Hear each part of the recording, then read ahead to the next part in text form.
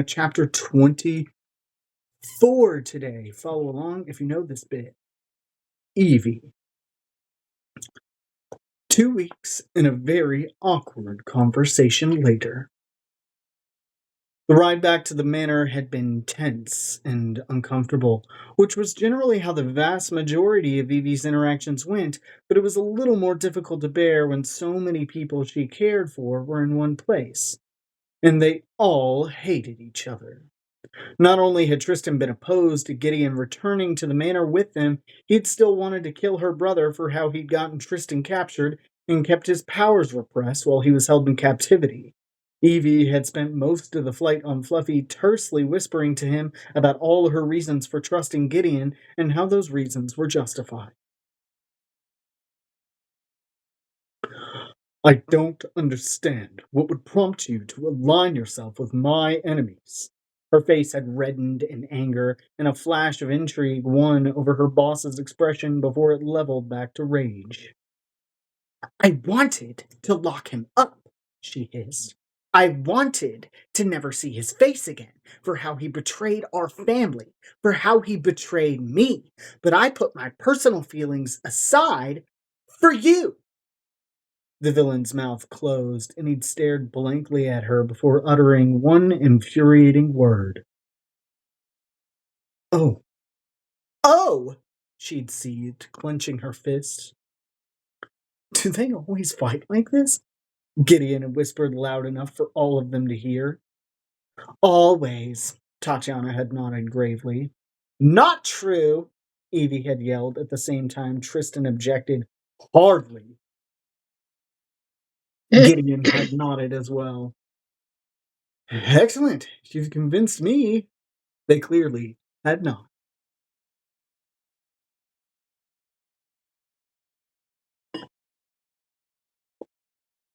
Might I remind you, Evie had continued, whispering to the villain, he helped me save your life. And besides, if he steps out of line, you can just kill him. She had almost done so herself, after all, not so very long ago. He is sitting right here, Gideon had said dryly.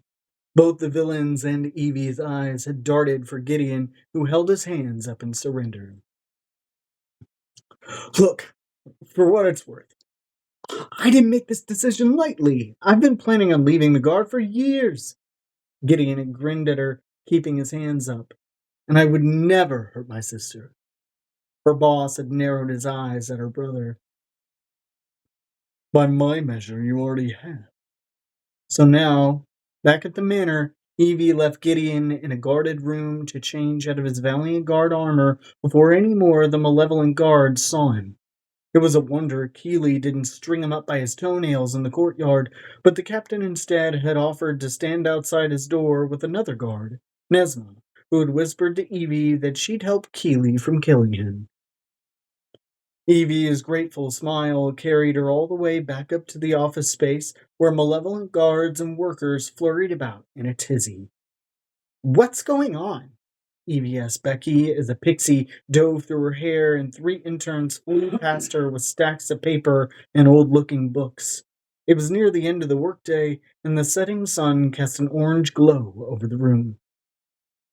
This was usually when the office was at its calmest. Becky sighed, crossing her arms over her chest. We're taking care of it, she started. But it's the manor's barrier. It's become a little faulty. Evie chewed nervously on her lip. That certainly didn't sound good. Shall I call maintenance?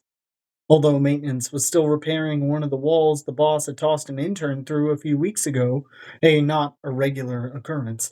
And besides, if she was understanding Becky right, this likely wasn't something the magical fixers could repair. Right now, it's only a single door that's visible, Becky clarified. Nothing to be overly concerned about, I'm sure, but I sent for an enchantress just in case. We'll see if any of the ravens are successful in finding one. Becky sighed again when Lissa appeared, gripping the woman's drab brown skirt. Lissa Sage, must you skulk about? I thought you were looking for your sister's journal, Becky scolded, but there was more warmth in that interaction than Evie had ever seen her display. It made her a little giddy.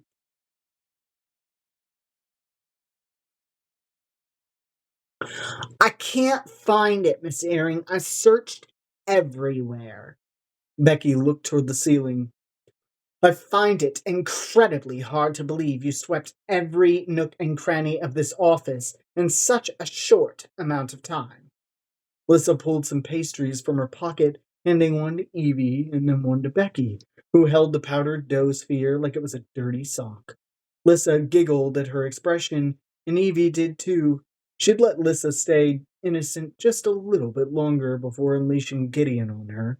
Her little sister had been merely an infant when Gideon died, well, left. So Evie wasn't sure exactly how she'd react, for one. But for another, she so rarely got to experience unfettered joy, and Evie so badly wanted to give Lissa that, and so much more. There was one place I didn't check, Miss Airing, Lissa admitted as the three women walked farther into the office space toward the boss's closed black doors. Where? Becky asked, lifting a brow. The black doors were no longer closed. They slammed open, rattling the walls, rattling the workers, rattling Evie, as the villain walked out with her gold foiled journal in hand, opened right to the page she least wanted him to see. The drawing, the sketch, the kissing, the horror. Sage. The villain held up the notebook with a white knuckle grip. What in the Deadlands is this? And why was it on my desk? Both hands flew over her mouth, one then coming down to grip Becky by the arm for balance. He's holding it. Becky said nothing, just stared at the journal with her round, unblinking eyes, her usually stern mouth in the shape of an O. Becky, he's holding it, Evie hissed again. Becky shook off Evie's hand. I have eyes, ninny. The boss pointed to the poorly drawn depiction of her, the doodled spiral curls giving her identity away. This is supposed to be you, correct? Divert. Um, sir?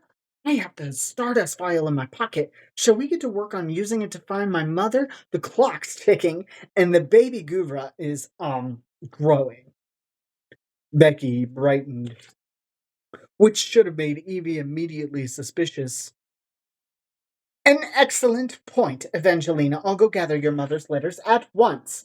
Come, Lissa, I'll left them in the kitchens. The HR manager turned to go, guiding Lissa along with her, but not before throwing Evie a shrewd smile.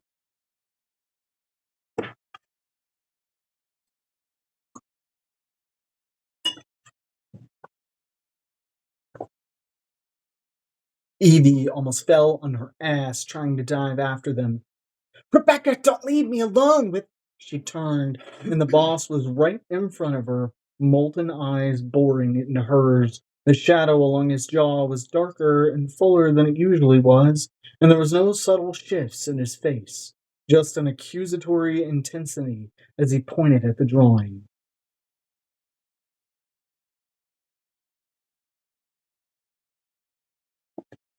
This is you? She paused and then nodded. It was hopeless anyway. May as well cut her losses. Then who is this you're kissing? The boss raised a brow. She almost fainted dead away. Did he not know? By the gods, it was so obvious. Either the sketch truly was abominable, or her boss was incredibly obtuse, or both. She should just admit it, throw the truth of her feelings out in the open and see where they landed. But instead, the only thing that fell out was, You wouldn't know him. She wanted to smack her palm against her forehead. It looked rather like he was about to bend the book in half, but his face was deathly calm. Oh no. Let's see. Tell me his name. She had a strange feeling that whoever she named would suffer a mysterious disappearance by the day's end, which shouldn't have thrilled her, but it did. There were a few screws loose in her skull, and they all fell out when she realized the boss was jealous.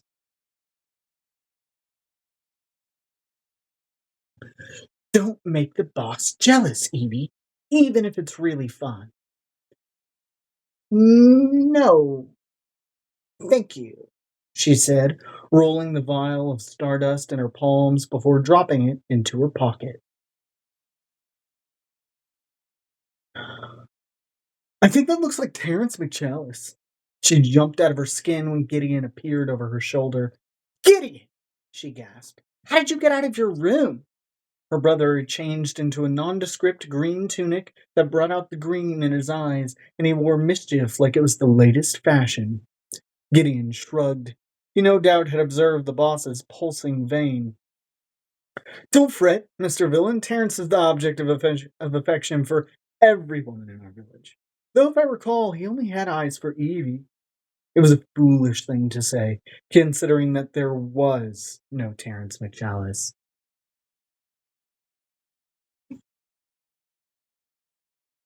The boss handed the journal back to her with a gentleness she knew he didn't feel. He had his torture face on, and she caused it with her ridiculous little drawings. How thrilling. Sir, are you all right? He was contemplating his next move. She could tell by the way he swallowed, by the way he tilted up his chin. Yes, I suppose there is no time to waste. The Gurus have us on a ticking clock. She nodded, ready to make for the kitchens to reprimand the two traitors who had fed her to the wolves, but one of the malevolent guard barreled in, a new recruit, a brutal and cruel one, Damien. Hoy! King Kisser, get back to the cushy rooms I set you up for. Your next lodgings are going to be below ground in the dungeons with your rotten father. Damien gripped Gideon by the arm, and Evie felt herself freeze at the mention of Griffin Sage. She'd been avoiding the topic of her father for a reason. She hadn't even uttered his name since that night.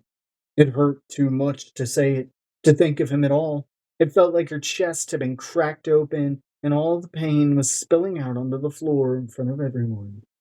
She took in a deep inhale, then another, willing herself to calm, willing the burning tears in her eyes to dissipate. But they didn't. They pooled in the corners of her eyes and then slid down her face. Workers passed by, gawking at her. She felt naked as tears rolled down her cheeks. Gods, at this rate, there should be an incident board for her tears. It's been 0 days since Evie's last sob. Eve? Gideon said, stepping closer, face pinched with concern, but his path was blocked. Tristan loomed in front of her, shielding her from the rest of the room before passing her a light blue handkerchief from his pocket. The villain's loud voice echoed on the walls, and though she was looking down, she could feel his eyes like a finger gliding along her cheek. Everyone get out! The workers froze, and so did she. Nobody moved until the boss boomed again. Now! The room emptied in seconds. Gods knew where they went. The only remaining bodies in the space were her, Tristan, Gideon, and Damien, who looked furious.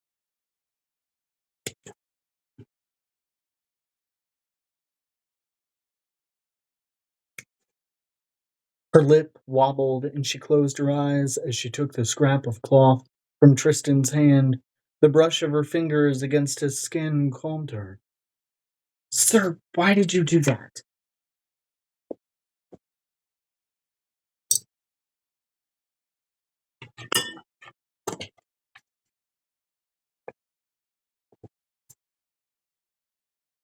Edwin's nearly finished with a batch of cookies, and I did not want to share. She blinked up at him. His dark eyes weren't angry, and they weren't full of censure. They were full of mirth. He was trying to make her laugh, to lighten her heart. the way she always tried to do for him, the way she tried to do for everyone. Nobody had ever done that, had ever tried to lighten things for her. She didn't think, placing a hand on either side of Tristan's head as she did that first time, that first day, she pressed a gentle kiss to his warm cheek. Stubble pricked beneath her lips, and her eyes watered again. Falling back down her heels, still holding his face, she said, "Thank you." His eyes were dark, his brow stuck in a furrow, like he couldn't believe what he'd just done. Excellent. I made two of them. She waited for him to chastise her for such an unprofessional display. But he didn't chastise her, and he didn't look away from her face.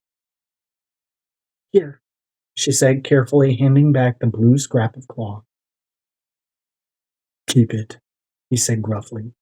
Gideon winced as Keeley came in and practically dragged him away. To his credit, he went willingly. "I'm going, Captain, I'm going," Gideon called, trailing miserably behind her. Her brother, despite his deceptions, was someone she would always love. And if he was someone she loved, he was someone she protected. "Damien?" Evie's tone wasn't playful or teasing, malicious. She delivered her next sentence evenly, calmly. "If you ever threaten my brother again, I will take the dagger at my side and use it to carve out your heart, small as it may be."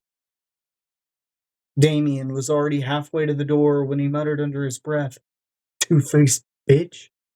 She flinched but kept her eyes on the handkerchief in her hands.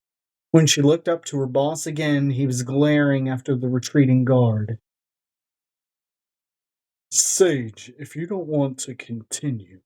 She interrupted his dismissal. She needed anything but to be coddled. "What I want is to do my job, sir." There was a strange gleam in his eyes as he gazed at her for just a second. "Very well," he said, still looking like he might follow after Damien. It seemed like he was physically rooting himself to the spot beside her to fight the impulse. "Follow me, Sage. I have an idea." Time 58. Cool.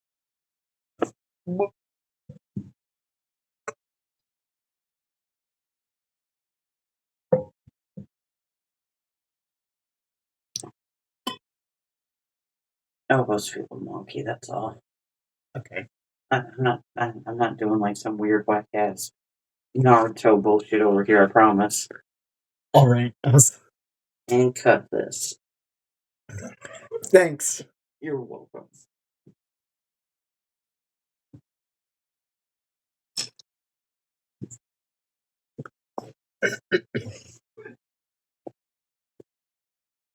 Chapter 25.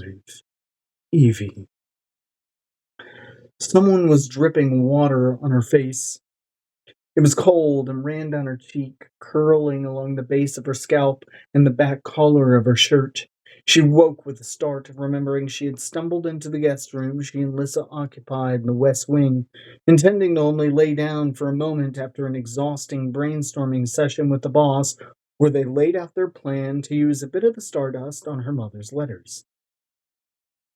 They were meant to do it right then and there, but after her head had nearly hit the kitchen's wooden table in exhaustion, the boss had insisted she rest, promising he wouldn't use the stardust without her.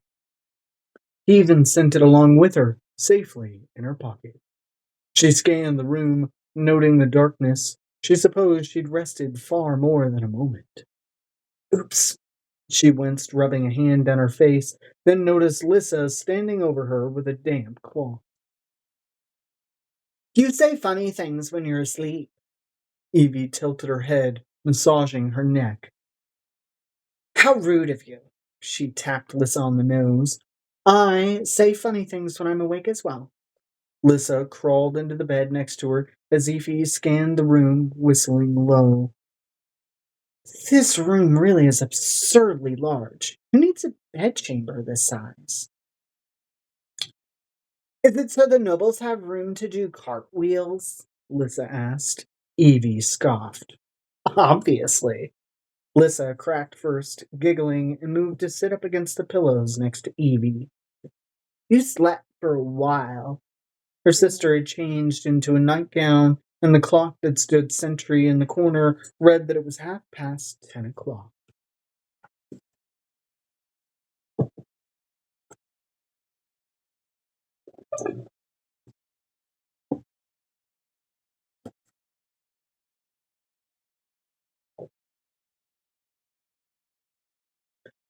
I'm sorry I slept so long, Liz.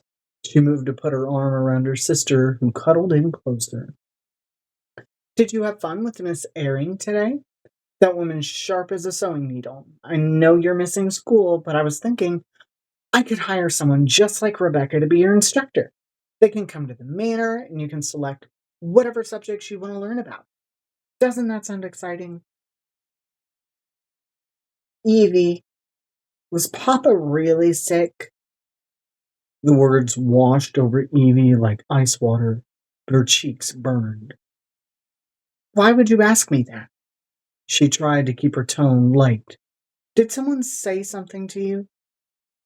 The blue corset that had felt movable and comfortable that morning was now pinching into her ribs, making it hard to take a full breath. She stood and grabbed her nightgown, needing a second's break from her sister's probing stare. Lissa picked at the edge of the sheet, eyes downcast to it. No, but he did do something bad, right? That night we left home, he tried to hurt you, didn't he? How should Evie answer? How could she tarnish the sweet image her sister still had of the man who had been a constant in her life since the day she was born? Behind the changing screen, Evie dropped her expression. What can I even say that won't break her heart? How can I be enough for her? For anyone? She nearly jumped when she saw herself in the floor-length mirror. The girl who looked back was so sad, with eyes that looked like they were crying for help. She glanced away. But her sister had asked a very honest and direct question, and Evie knew she would rather gently guide her through the truths of the world than have her thrown in the deep end to learn on her own, as Evie had. So she changed quickly, emptying her pockets and brushing her hair, then returned to sit gently at the edge of the bed, placing a hand over Lissa's. Yes, he did. And no, she paused when Lissa looked up with red-rimmed eyes.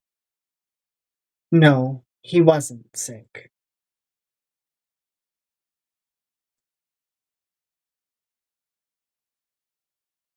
Lissa bit her lip, looking distraught. I knew it! I should have told you. Told me what? He used to leave all the time when you were at work. He didn't think I'd notice, but I did. He would get better when you weren't home, coughing 1 minute and stopping almost the second you were out the door. He had white powder.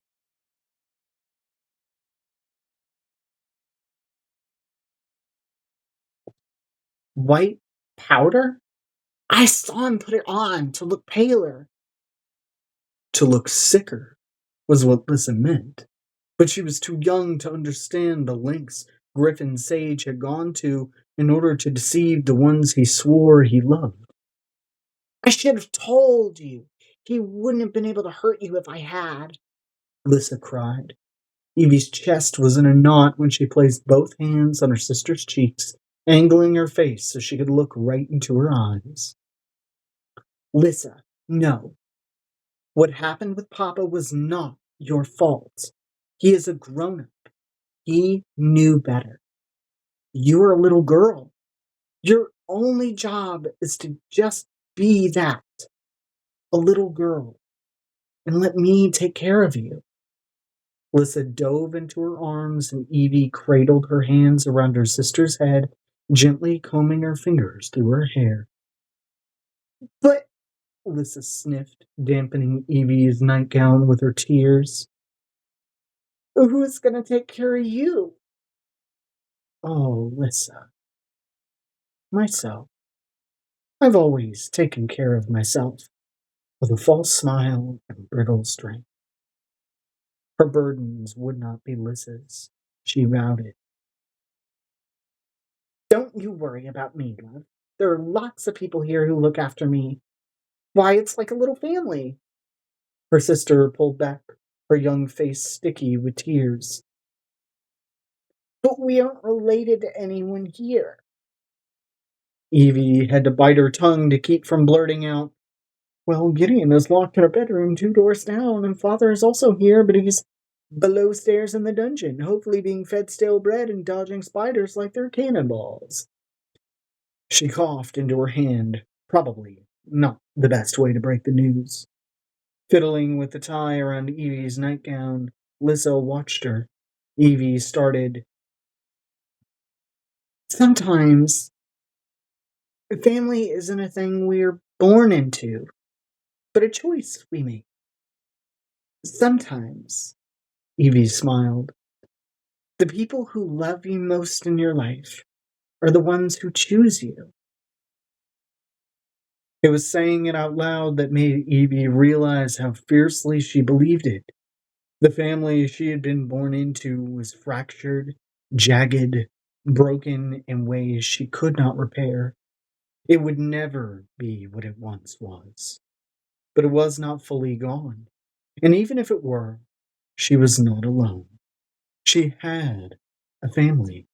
It was filled with villainy and mischief, but it was honest, and it was the one truth she could hold on to, one truth she could pass down to her sister.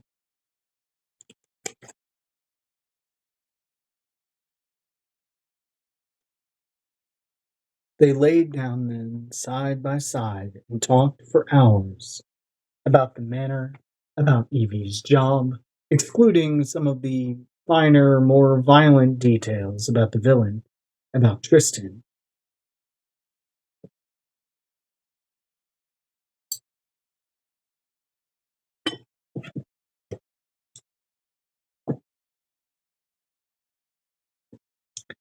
It wasn't difficult to figure it out. Everyone keeps calling him the villain, Evie, her sister said, resting her head against her hands and giggling. And that doesn't bother you? She asked hesitantly. Lissa shrugged. He's nice to me.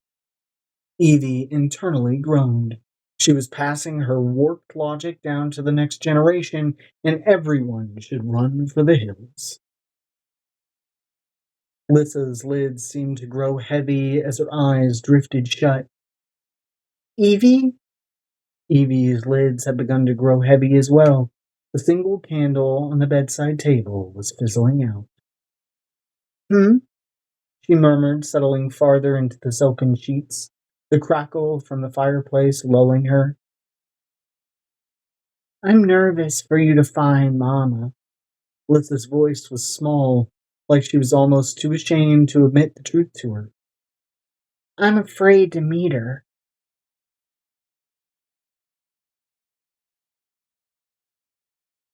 Evie's eyes opened, startled. Why, love? Lissa's little face looked fierce, even seconds from sleep. Because you're the only mother I've ever had. Soft, even breaths followed the statement. Her sister had fallen into a deep sleep. Evie leaned over and kissed her on the forehead, brushing the stray hairs away. Lissa's admission had repaired a fissure that had cracked within her, one she hadn't realized was there. She still had so much to protect, so much to care about. Losing someone didn't mean the end. It merely meant the beginning of the life you'd lead without them. The beginning of letting in the people you'd gain in their stead. She'd protect those people by any means necessary. That wicked, malevolent thought, the thought that there was no cost too great for the people she loved, settled in. It made her feel safe, powerful. The scar on her shoulder hummed, a warmth seeping into her limbs. It chased her towards sleep. But she remained that way for only a moment before her eyes shot open, and she stumbled up, gripping her discarded pants as she searched frantically through every pocket, then did the same with the contents she'd left on the counter by the changing screen. It wasn't there. The vial of stardust. She'd lost it. Time. Time.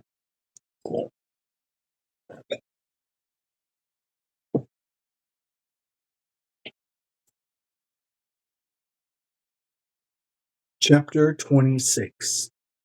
Evie. Evie's mind spun through endless disastrous scenarios, then played them all the way through, beginning to end. Between the catastrophizing and the yawning ache in her stomach from sleeping through dinner, when the clock softly chimed midnight, she knew she'd hit her breaking point. I can't spiral through my anxieties without proper nourishment. She softly padded out of bed, using the guiding light of the stars peering through the window, then found the latch of the door and swung it open. The hallway was considerably colder than the warmth of the bedroom, though it was well lit by the torches hung on the walls. Lissa's quiet snores resounded behind her as she latched the door shut and tiptoed across the long corridor, rubbing her chilled arms. A clang further down the long winding hall made her startle and stumble, stubbing her toe on a raised stone in the floor. Damn it! She cursed quietly, gripping her foot in her hand and hopping on the other for balance. Another low curse echoed through the hallway, so like hers she thought her voice had somehow reverberated off the walls, until another series of crashes sounded, followed by more cursing and a low growl. The vial of stardust, nearly glowing, rolled down the hall until it landed right at her feet, almost greeting her.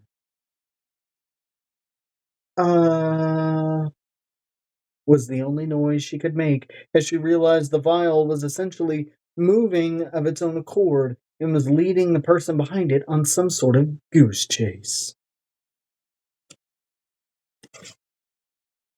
Where are you going, you demonic reprobate?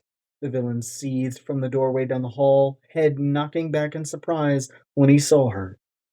Sage! His eyes scanned from her messy hair all the way down to her thin wisp of a nightgown before coming up and fixating on her face. He seemed quite determined to have them stay there.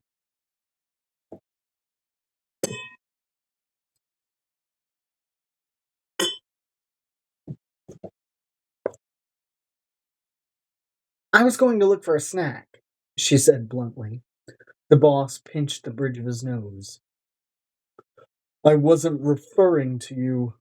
The vial kept rolling like it knew it was the topic of interest until it was atop her foot. She bent low to pick it up, her mass of curls spilled forward, covering her front. Rolling it in her palm, she watched as the contents of the vial almost danced. Well, I'm very glad to see you. She scrunched her nose in delight. Aren't you a curious bit of magic? The boss's next words rumbled out of him as he plucked the vial from her hands. It's not curious, it's cursed. It rolled into my room earlier like it had an appointment. Then the blasted thing began to glow so bright I could barely see, and then it burst from the room like an escaped criminal. Evie felt happiness, true happiness, for the first time in a while at the image of this intimidating, fearsome man traipsing up and down the halls, chasing stardust like a dog off its leash. His nostrils flared at her amusement. His black shirt was untucked, exposing most of his chest in a loose V. It was clear he had either been lying in bed or preparing to do so. Don't think about the boss in bed, Evie. But that ship had sailed so far beyond the horizon, it practically lifted its middle finger in a farewell. He cleared his throat, and she realized she had been staring at a patch of skin on his chest, imagining laying her lips to it. Her cheeks burned in embarrassment as blood rushed to her face. Trying to redirect the conversation, she blurted, I missed dinner. Well, that. And she thought she'd lost the dust. How had it ended up in the boss's room?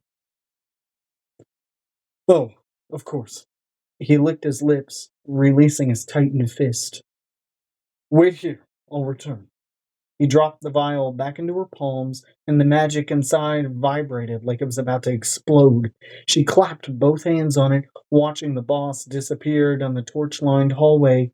A few anxious moments passed as she shifted from one foot to the other, trying to keep the thing in place. I understand better than most not wanting to be still, but if you could just give it your best attempt. My fingers are tiring, she told the vial politely, and miraculously, it stopped. That was until the boss appeared back down the corridor, surprisingly fast, holding a covered plate and looking at her with tired accusation.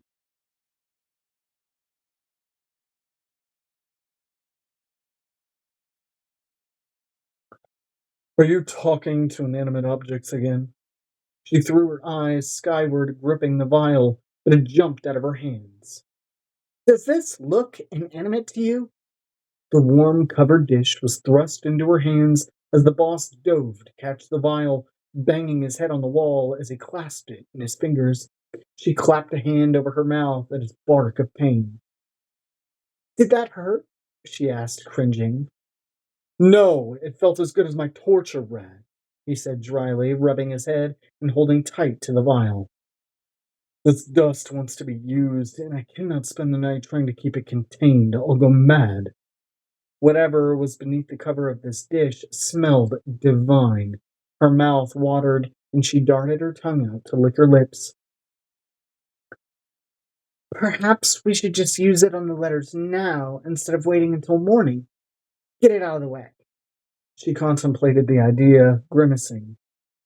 Though I think Becky has the letters, and I would hesitate to go through her desk without asking her first. He stiffened. She handed them off to me earlier. They're in my bedchamber. Oh, oh dear. The best course of action will be to wait there in the hall while he grabbed them, and then they could head to a more neutral location. Her tangled thoughts didn't much care, however, as jumbled words spilled out of her lips like an overflowing dam she was about to drown beneath. Then we'll go to your bed. He stared at her, expressionless, but she saw his mouth tighten. Never a good sign. She kept speaking, unfortunately. I'm into your bedroom, your bedchambers, not your bed. I would never go to your bed, sir, I assure you. She laughed, trying to clear the awkwardness, but she failed miserably. It was in the air like noxious smoke. His brow twitched, but other than that, his face didn't move. Prefer to share a bed with Terence McChallis, do you? The low words prickled along the top of her scalp like someone was running their nails over it. Oh, no? That didn't sound convincing, so she tried again. That is, I don't really have an interest in sharing a bed with anyone again for the foreseeable future. Every time I was with Rick, she paused. You remember him? We used to court. I do. She wasn't sure what expression he was giving her. She was too busy staring at her fingers, but his tone sounded serious, hard.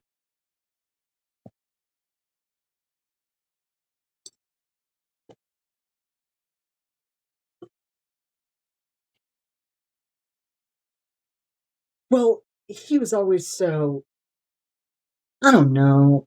Every time we were intimate, I just always felt so lonely and unsatisfied after.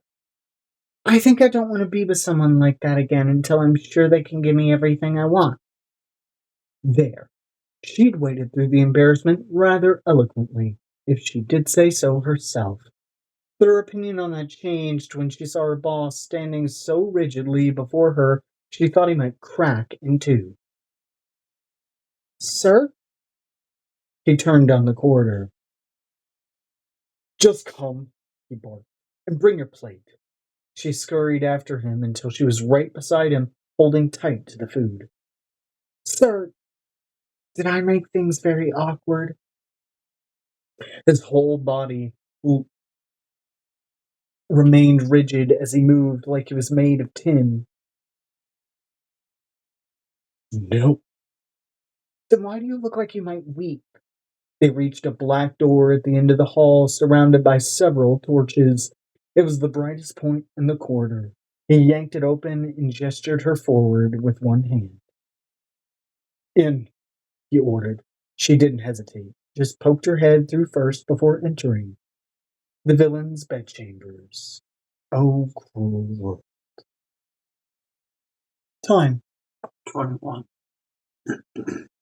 What? 9:21. Sorry. Your voice fucked up. I don't know what happened. A voice program.exe failed. Error 404. Oh, God. Chapter 27. The villain. Fuck. Fuck. Fuck. So, this is your room? Sage's voice glided over his tidy, secluded sanctuary. Her hair moved as she did, teased from sleep and looking so soft in the low burning candlelight that his hand twitched at his side. This was ill-advised, and frankly, foolhardy. Her eyes scanned every inch of the space, and it felt like an invasion, but not an unwelcome one. The room was large, but sparse. There was one oversized four-poster bed adorned with black curtains and its collection of throw pillows. He had a small desk off to the corner with one comfortable chair, an armoire against the wall, and a fireplace with a log that never burned out. That, along with his nightlight, Sage squealed, rushing over to the corner and finding the tiny lantern that made the space glow. You really do have one! She turned it over and he rolled his shoulders to relieve the tension. But what is this shape? It's almost like a cone. Tristan rushed to make up an excuse, but Kingsley had awoken from his slumber in the small gilded bed on the table beside his own. Don't, he mouthed at the frog threateningly.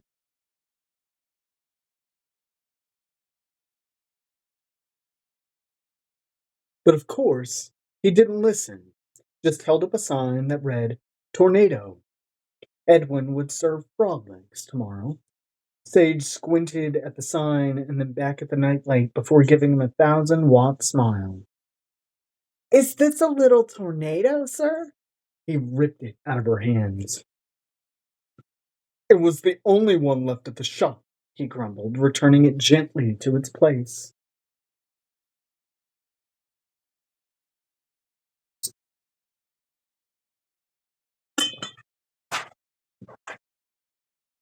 Tristan had finally been steering himself back into line, back to his one true purpose, revenge. Stealing the kingdom from Benedict was a far cry from what he'd set out to do a decade ago. It was better, it was worse, it was perfect, and they were getting close.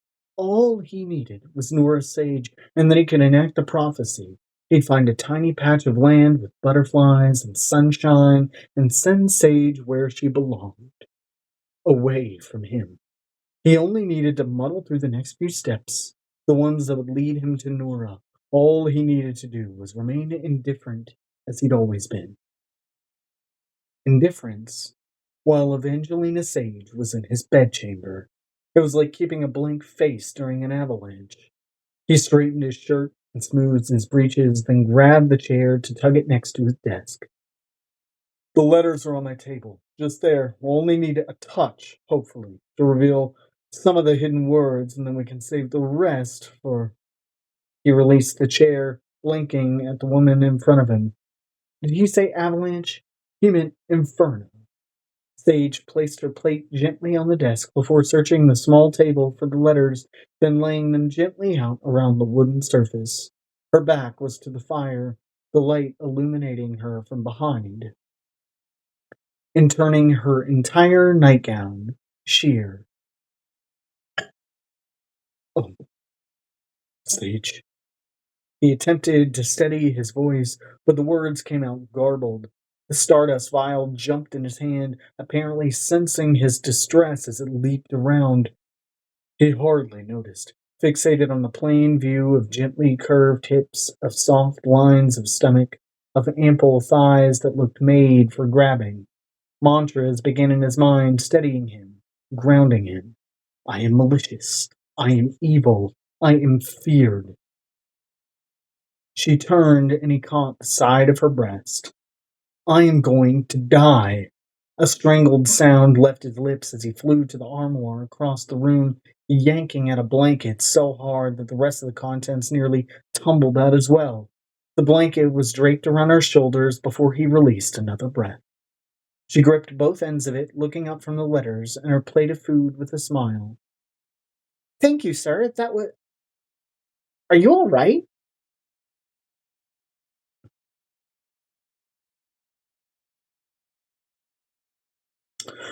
I'm thinking about death. Her eyebrows shot to her forehead. Oh, my. Move aside, Sage. Eat your food. He paused, thinking through his next words. Edwin made that plate especially for you. He bumped her with his hip, and she sank into the armchair. The vanilla smell lingered where she'd stood. The woman ate so many of those blasted candies they were coming out of her pores. Uncapping the vial, which was now moving furiously, he tapped several drops of dust onto the pages.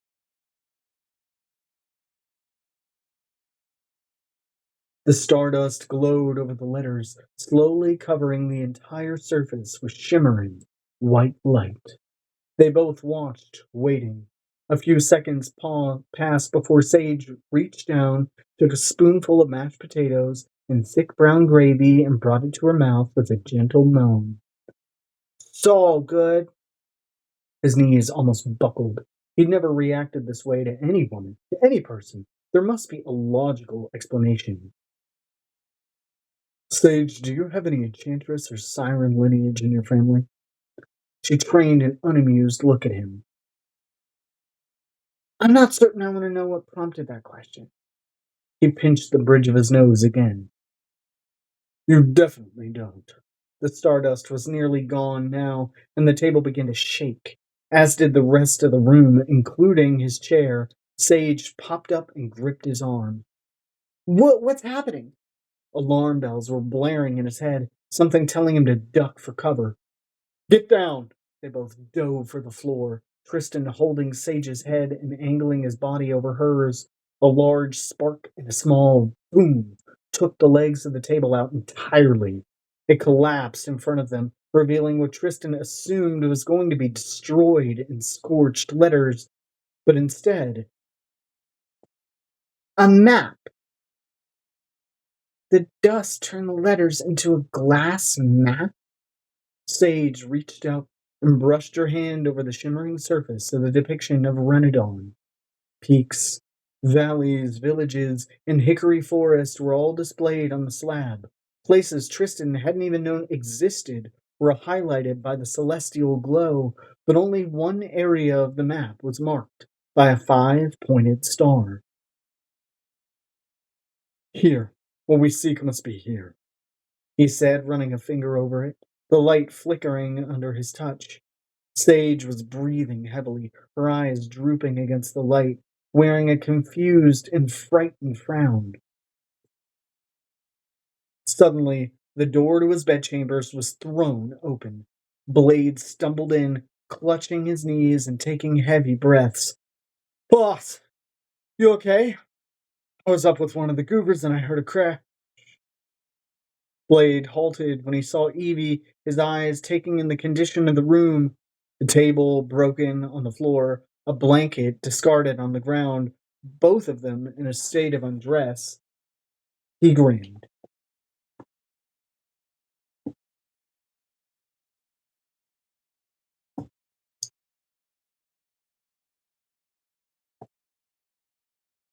Evie! Blade put a hand up and leaned against the door jamb, taunting Tristan like he had a death wish. Did the boss need assistance with something? In his bedchamber? Tristan picked up a pencil from the ground and gripped it tight in his fist. What are you doing coming into my room in the first place? There is no possible excuse you could have for such an overstep. I don't care if you thought a murderer was in here, Tristan said in a low voice.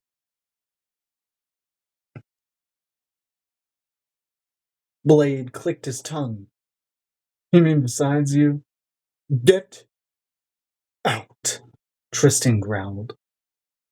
So you can continue, Blade asked cheekily before ducking away from the pencil Tristan chucked. Sage ripped a second pencil from his hand before he could toss it, and he scowled at her. Blade, dear, what are you doing up? Sage asked gently. I was checking on the female guru, but it's difficult for me to get close without the male freaking out and getting violent. The dragon trainer hesitated, smirking at Tristan before saying, You know what that's like, don't you, boss? Tristan started forward, and Sage grabbed the back of his shirt, digging in her heels. Don't, she warned. Are you any closer on a timeline for when we can expect her to give birth? She asked Blade. The dragon trainer sobered almost immediately. Judging by your already distended stomach and how attentive the male is being, seriously, he won't let her leave his sight for even a second. It's quite adorable. It could be anywhere from 2 weeks to 6 months before their letter arrives. Tristan rubbed at his temples. That hardly helps at all. Blade nodded, looking chastised. I'm sorry, sir. Truly, I'll keep looking. You can count on me. Tristan wet his lips and sighed. He was developing an irritating level of sympathy for those around him, and Blade was no exception. He took pity on the man, sensing the dragon trainer's sincerity.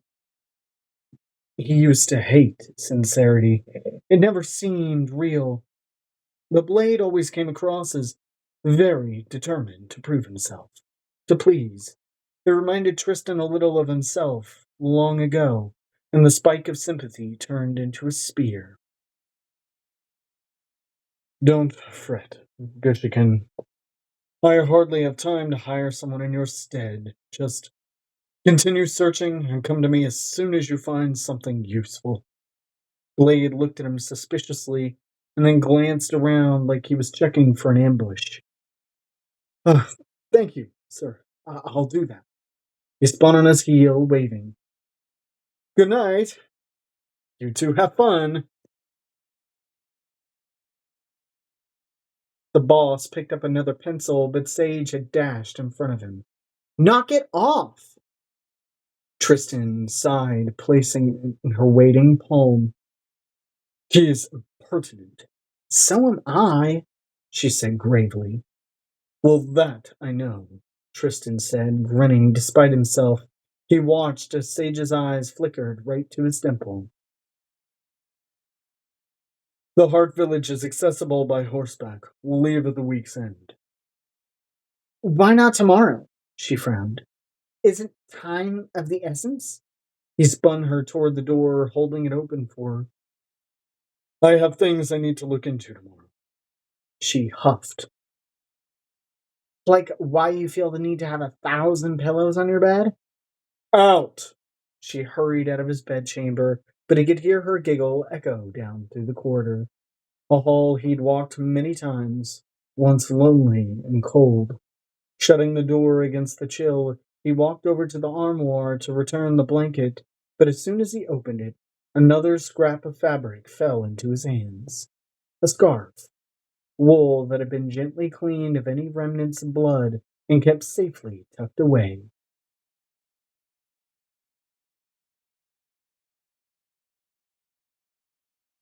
For the blood, your evilness.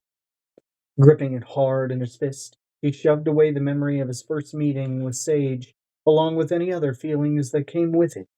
His only goal now was to destroy Benedict, and he'd take down anyone or anything that got in his way.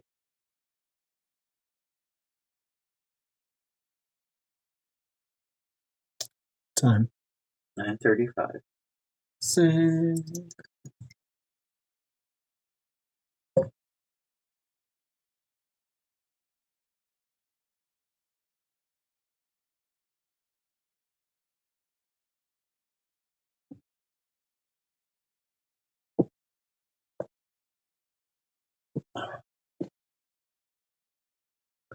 Chapter 28.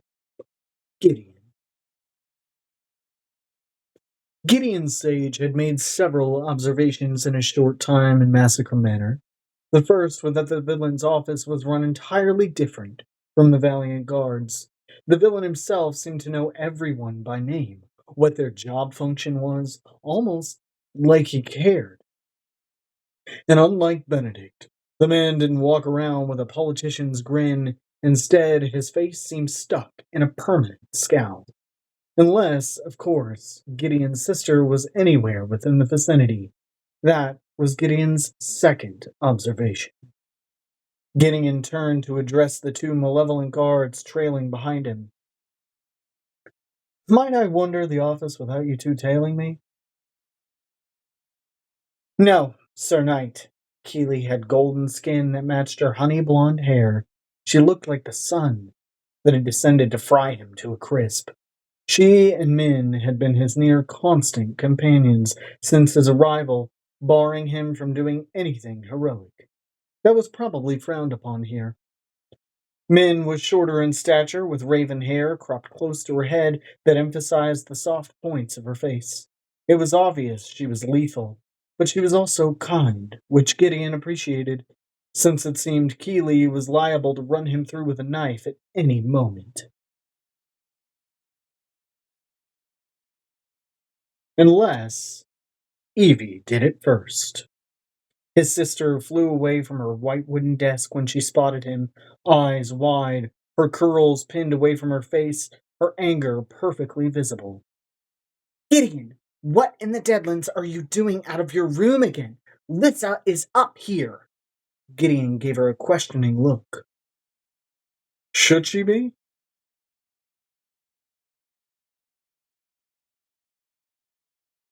Fool, Healy hissed behind him. Are you questioning how I care for our sister? Evie narrowed her gaze, and he suddenly felt like a trapped rodent surrounded by hungry felines. No, of course not, Gideon reassured, looking for a shovel to dig himself out of the hole he'd made. A little girl came around the corner then, and the sight of her knocked the breath from his lungs. It was like looking directly at their mother. You... I... Hello. You're Gideon, Lissa stated, her small voice high and melodic as she struck out a hand toward him. I am Lissa. Evie looked pointedly at Lissa's outstretched hand. Shake, she mouthed to him. So he did. Yes, I know. We've met before. His lips tugged upward as he clasped her small hand in his. Lissa tapped her chin. True, but I was just a baby then, so it doesn't really count. Gideon crouched down until he was eye level with his youngest sister. Good point. I suppose this is our first real introduction. Lissa regarded him carefully. Evie said you lost your memory, and that's why you didn't come home. Gideon nodded, noticing the dragon tamer hovering behind them, along with the healer Tatiana and another woman he didn't recognize in very large glasses. All that was missing was... Never mind. The villain wandered out of his office and leaned against the doorway, folding his arms and gazing at her in intense scrutiny. His sister had a horde of protectors, and they all goddamn terrified him.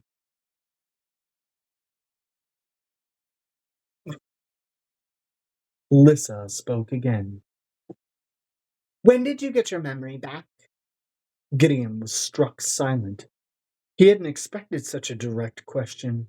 Once he'd overcome his initial shock, he replied, I suppose it was around 5 years ago now. The little girl scrunched her nose and tugged at the end of her braid. Then why didn't you come back?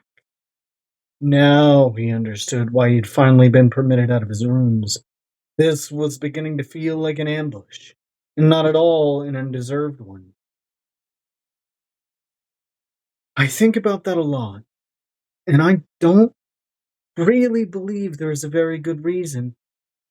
At the time, I felt like I couldn't leave. And then, I suppose I was too afraid to face all that I'd left behind.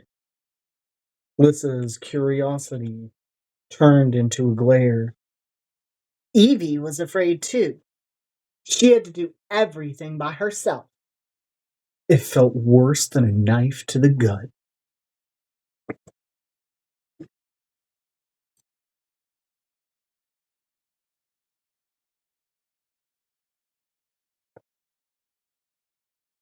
Lissa, Evie crooned, brushing back her braid. It's okay. Lissa shook her head, and Gideon knew. His father's betrayal, Evie's struggle to care for them, it was all his fault. Gods, when he'd found Evie in the woods surrounded by knights, he thought it was his chance to redeem himself, to finally reunite with his family. How selfish he'd been to think that all those years could be forgotten merely because he wanted them to be. He despised Benedict, but not half as much as he despised himself just then. Sage, we need to depart, the villain said coolly. Tatiana and Claire are coming along to investigate a lead on an enchantress to fix the manor's defenses. In addition to the visible door, there's now a second floor window that can be clearly seen from the forest. The man walked forward, past where Gideon knelt before Lissa. The horses have been saddled, and I want to get on the trail before the clock strikes 10. Evie nodded, looking like she pitied Gideon just a little before leaning down to Lissa. Go easy on him, Liz. You are a fearsome adversary. Oh, wait, Gideon called, feeling his heart race with desperation. Where are you two going? Might I join? No, the villain boomed at the same time as Evie. They glanced at each other and then promptly looked away. You will remain here, the villain said. Lissa tugged at his pants, and Gideon gave her his undivided attention. You may play with me while they're gone. Gideon swallowed through a well of emotion. That's very generous of you, Lissa. What shall we play? Flying guard, Lissa said succinctly. Gideon furrowed a brow, as did Evie, and the villain stiffened. How do you play that? Gideon asked. You fly off the roof. I saw one of the guards do it just this morning, Lissa said excitedly. Gideon didn't know whether to laugh or run at the realization that said guard must have been falling to his death. But Evie had no such confusion as she turned and smacked the villain on the shoulder. What did you do? She whispered furiously. The villain actually looked sheepish. What had his sister done to the poor sod? He was making the other guards discomfited. I don't begrudge cruelty except when it is careless. Who was it? Evie hissed.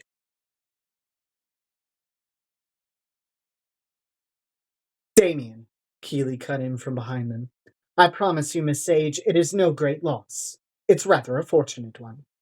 Evie sighed and shut her eyes tight.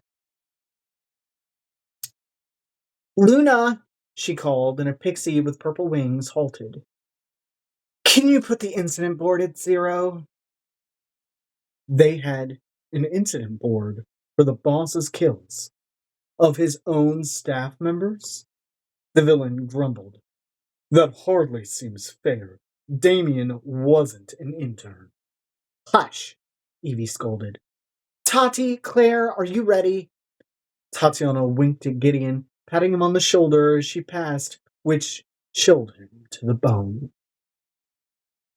I deal in secrets, Sir Knight, and I sense you are holding a great many. I would suggest not waiting so very long to reveal them. He tried to swallow the lump in his throat that arose at the truth of her words. He could have told Lissa and Evie of their father's manipulation of him, how Griffin and the king had abused Gideon's own magic to hurt their mother. It was that ignorance, that naive trust of the adults in his life that had destroyed his family. He turned to look at Lissa. Tatiana was right. There were so many secrets living in his mind, like traps waiting to be sprung. Secrets that could topple an empire if he chose to wield them that way. And perhaps he would. But not yet. The villain called back then, pulling Gideon out of his musings. Gushikin and Miss Airing are in charge. We'll be back by the day's end. Miss Airing was the one in the round glasses, judging by how Blade bumped her with his shoulder and grinned. You're not qualified to oversee anything, you buffoon. I'm in charge, the woman sniffed. Blade chuckled, but Gideon was then distracted by a large green frog hopping after the departing group, with a crown affixed to its head. This is a very strange place, Gideon said in astonishment. Miss Airing folded her arms and grumbled. You don't know the half of it.